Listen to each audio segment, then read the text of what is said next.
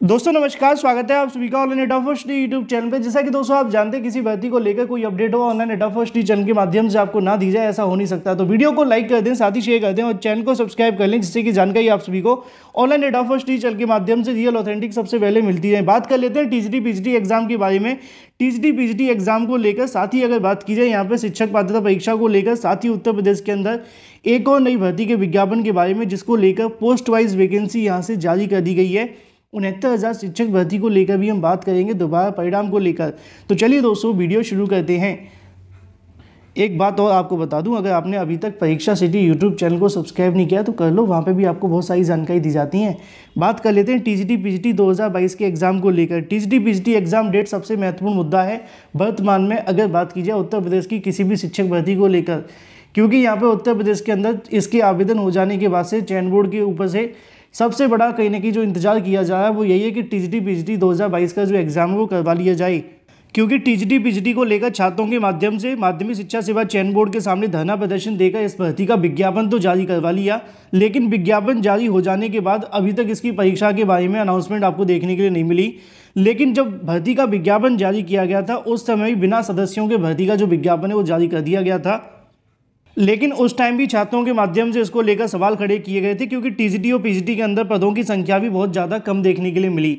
अब सबसे बड़ा सवाल यह है कि टीजीटी पीजीटी 2022 का जो एग्ज़ाम है वो बिना सदस्यों के हो पाएगा, क्योंकि इस मुद्दे को लेकर हम बात क्यों करें, मैं आपको दिखाता हूं। यहाँ पे आप सभी के सवाल का जवाब मिलेगा, उसकी वजह मैं आप सभी को बता दूं। बहुत सारे अभ्यर्थियों के माध्यम से अलग अलग प्रकार के सवाल देखने के लिए मिलते हैं, उसी में से एक सवाल यहाँ से भी देखने के लिए मिलता है जो कि सबसे महत्वपूर्ण है टीजीटी और पीजीटी परीक्षा को लेकर। एक अभ्यर्थी के माध्यम से एक सवाल पूछा गया, पहले आप उसको सुने फिर मैं आपको जवाब देता हूँ। उनके माध्यम से जो जो बातें लिखी पहले मैं आपको वही पढ़कर बताऊँ, इसमें लिखी हुई बातें उनके माध्यम से हैं। लिखा हुआ है कि नमस्कार, मेरा एक सवाल ये है कि आप उस मुद्दे को लेकर जवाब देंगे, उम्मीद है। टीजीटी और पीजीटी भर्ती का जो विज्ञापन है वो तो जारी कर दिया गया, लेकिन अगर बात कीजिए परीक्षा के नाम पर सदस्य खेला जा रहा है और पिछले कई महीनों में ऐसे दावे देखने के लिए मिले हैं, लेकिन सदस्य यहाँ पर नहीं आए हैं। यहाँ पर तो लिखना था शायद। तो क्या बिना सदस्यों के परीक्षा नहीं हो सकती है?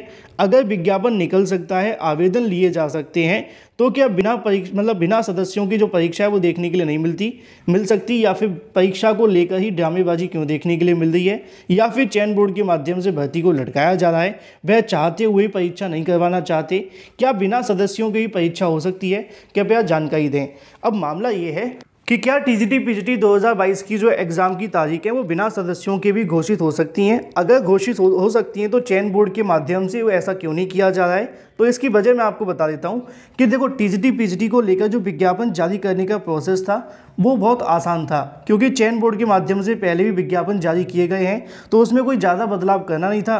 पुराने विज्ञापन के अंदर बस पदों को यहाँ पर नए तरीके से रखना था और पुराने विज्ञापन की तारीखों को चेंज करना था, जो कि टाइपिंग के माध्यम से बड़ी आसानी से हो सकता है। दूसरा सबसे बड़ा कारण ये भी था विज्ञापन जारी करने का, क्योंकि अभ्यर्थियों के माध्यम से दबाव बनाया जा रहा था। लगातार अभ्यर्थी धरना प्रदर्शन कर रहे थे।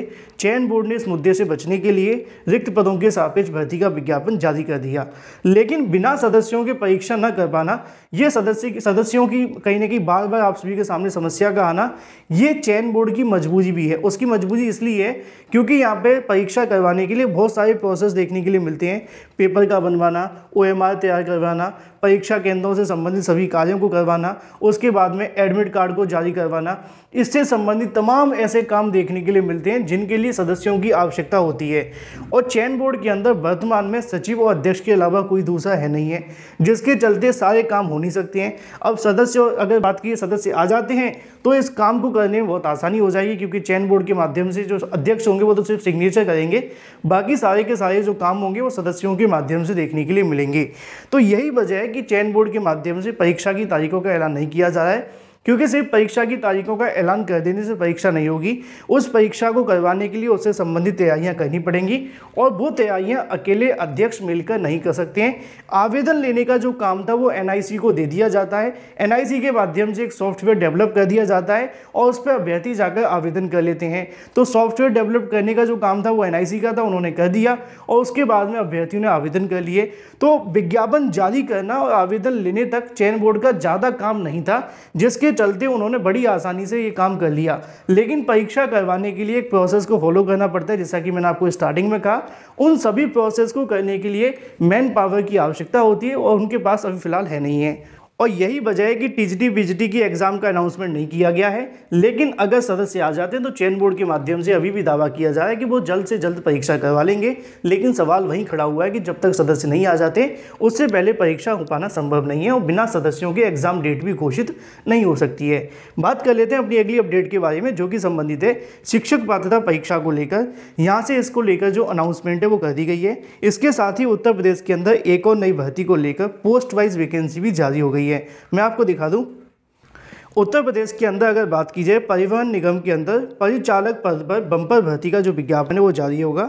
बम्पर इन्होंने कहा है, लेकिन मैं बस यही कह सकता हूं कि भर्ती तो अच्छी है, पदों की संख्या भी ठीक है, लेकिन एक कमी है, वो आगे बताते हैं। नीचे लिखा हुआ पदों की संख्या के बारे में, इटावा के अंदर 78, गोरखपुर के अंदर 406, झांसी के अंदर 175, आगरा में 173। इसी प्रकार जब आप जैसे जैसे नीचे जाएंगे पदों की संख्या आप सभी के सामने आती जाएगी। सबसे ज़्यादा पदों की संख्या की मुरादाबाद के अंदर देखने के लिए मिलती है 436 के समथिंग। इसके अलावा 360 सहारनपुर के अंदर है।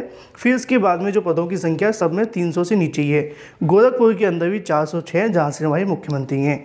अगर बात कीजिए इसकी योग्यता के बारे में तो इंटरमीडिएट और CCC प्रमाण पत्र रखने वाले अभ्यर्थी इसके लिए आवेदन कर सकेंगे।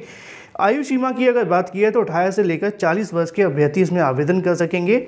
यहाँ पे आपका जो वेतनमान देखने के लिए मिलेगा वो लिखा हुआ है कि अगर बात की जाए 1.59 किलोमीटर, मतलब आप सभी को जो रुपए हैं वो दिए जाएंगे। माह में न्यूनतम 5000 किलोमीटर पर लगभग 12,500 रुपये आप सभी को देखने के लिए मिलेंगे।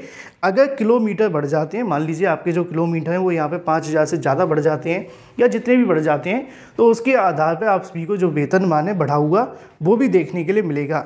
लेकिन जो ख़राब चीज़ है वो ये होगी कि जो भर्ती देखने के लिए मिलेगी वो सेवा योजन पोर्टल के माध्यम से होगी। और सेवा योजन जो भर्ती होती है मतलब उनके माध्यम से जो होती हैं वो आउटसोर्सिंग के माध्यम से होती हैं।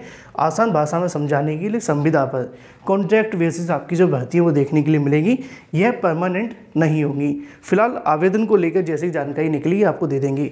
हम बात कर रहे थे शिक्षक पात्रता परीक्षा के बारे में, जिसको लेकर जानकारी आप सभी को यहाँ से देखने के लिए मिल जाएगी। मैंने आप सभी को जब इसका नोटिफिकेशन जारी हुआ था तभी बताया था। हरियाणा विद्यालय शिक्षा बोर्ड के माध्यम से नोटिफिकेशन जारी करते हुए जानकारी दी जाती है कि सर्वधारण में एडर द्वारा सूचित किया जाता है कि दिनांक 3/12/2022, 4/12/2022 को आयोजित की जाने वाली हरियाणा अध्यापक पात्रता परीक्षा 2022 को तीनों लेवल के सभी विषयों में प्रश्न पत्र लेवल 1 कक्षा 1 से लेकर 5 तक की और इसके अलावा 6 to 10 तक की जो भर्ती देखने के लिए मिलेगी, मतलब जो शिक्षक पात्रता परीक्षा देखने के लिए मिलेगी, वो आप सभी की यहाँ पर 3 दिसंबर से लेकर 4 दिसंबर के बीच में करवाई जाएगी। अगर आपने हाल ही में इसके लिए आवेदन करे थे तो बिल्कुल आप अपना एडमिट कार्ड डाउनलोड कर लें। और याद रखें, मतलब अभी एडमिट कार्ड तो जारी नहीं हुए, लेकिन मैं आपको बता रहा हूँ, याद रखें कि उत्तर प्रदेश के तमाम अभ्यर्थी भी हरियाणा के अंदर शिक्षक बन सकते हैं। बस आपको हरियाणा का TET पास करना पड़ेगा, जिसकी परीक्षा दिसंबर में होने वाली है। बात कर लेते हैं अपनी अगली अपडेट के बारे में, जो कि संबंधित है 69,000 शिक्षक भर्ती को लेकर। 69,000 शिक्षक भर्ती के बारे में हाल ही में सुप्रीम कोर्ट के माध्यम से आदेश दिया गया है, लेकिन अभी तक वो ऑर्डर वेबसाइट पे अपलोड नहीं हुआ है, जिसके चलते बहुत सारी चीज़ें देखने के लिए मिल रही हैं। लगातार अभ्यर्थियों के माध्यम से पूछा जा रहा था कि सर 69,000 शिक्षक भर्ती के संबंध में 1 नंबर कॉमन दिए जाने को लेकर जो जानकारी दी है वो क्या सबको है या फिर याचियों को है। तो देखो यहाँ पे जो जानकारी मिली उसके अनुसार 1000 ऐसे अभ्यर्थी जिनको बेनिफिट मिलेगा। अगर बात 1000 की ही की जा रही है बार बार, जो कि अभी आधिकारिक नहीं है, समाचार पत्रों पर आधारित है, मैं आपको बता दूं, तो ये 1000 तो शायद याची ही होंगे, क्योंकि 1 नंबर बढ़ने से यहाँ पे हज़ारों अभ्यर्थी पास हो सकते हैं। ठीक है। दूसरा सबसे बड़ा सवाल ये है कि जब ऑर्डर जारी होगा तो आपको बता दिया जाएगा कि सिर्फ याचियों के लिए कि सबके लिए है। सबको तो शायद नहीं मिलेगा, है ना, क्योंकि ऐसा देखने के लिए मिलता है जब भर्ती पूरी हो जाती तो ऐसा होता है, लेकिन भर्ती पूरी नहीं हुई होती तो बहुत सारे छात्रों को मिल जाता और फ़ायदा भी होता। अब सवाल ये है कि यहाँ पर इनका जो दोबारा रिजल्ट है वो कब तक जारी किया जाएगा। इसको लेकर जब सुप्रीम कोर्ट का आदेश जारी हो जाएगा फिर सरकार के पास जाएगा। सरकार फिर इसको लेकर आगे क्या करती है, क्योंकि आप जानते हैं भर्तियों से संबंधित बहुत सारे आदेश सुप्रीम कोर्ट देती तो है, लेकिन सरकार बहुत जल्दी अप्लाई नहीं करती, खासतौर पे ऐसी भर्तियों में जो भर्ती पूरी हो चुकी हैं, क्योंकि इनमें किरकिरी भी होती है। तो फिलहाल अभी सुप्रीम कोर्ट का आदेश जारी हो जाने के बाद सरकार के पास आएगा, उसके बाद न्याय विभाग को जाएगा, फिर उसकी समीक्षा करने के बाद में फिर 69,000 शिक्षक भर्ती को लेकर संशोधित परिणाम देखने के लिए मिल सकता है। लेकिन इस प्रोसेस में भी आपको लंबा इंतजार करना पड़ेगा। अगर सरकार की यहाँ से सारी चीज़ें क्लियर हो जाती हैं तो जो नए चयनित अभ्यर्थी होंगे उनके लिए चयन सूची जारी की जाएगी, या फिर 6800 की जो चयन सूची जारी की गई है उसको संशोधित किया जाएगा। लेकिन अभी 6800 का भविष्य भी तय नहीं है कि उस पर क्या होने वाला है, क्योंकि कोर्ट के अंदर अंतिम सुनवाई होने वाली थी, उससे पहले जज चेंज हो गए। अब जब नए जज आ गए तो कुछ कह नहीं सकते कि वो किस तरीके से मुद्दे को समझेंगे। तो फिलहाल अब देखना ये होगा कि दोबारा से नई चयन सूची जारी की जाएगी या फिर 6800 के अंदर ही एडजस्ट किया जाएगा। अगर ऐसा किया जाता है तो 6800 वाले अभ्यर्थियों का क्या होगा, इसको लेकर भी अभी सवाल है। तो दोबारा परिणाम जारी किया जाएगा, लेकिन उसमें अभी समय लगेगा। सबसे पहले सुप्रीम कोर्ट का ऑर्डर आने का इंतजार है, उसमें क्या क्या दिशा निर्देश दिए गए हैं उसके आधार पर सरकार आगे काम करेगी। जो भी अपडेट होगी आप सभी को मिलती रहेगी। वीडियो को लाइक कर दें।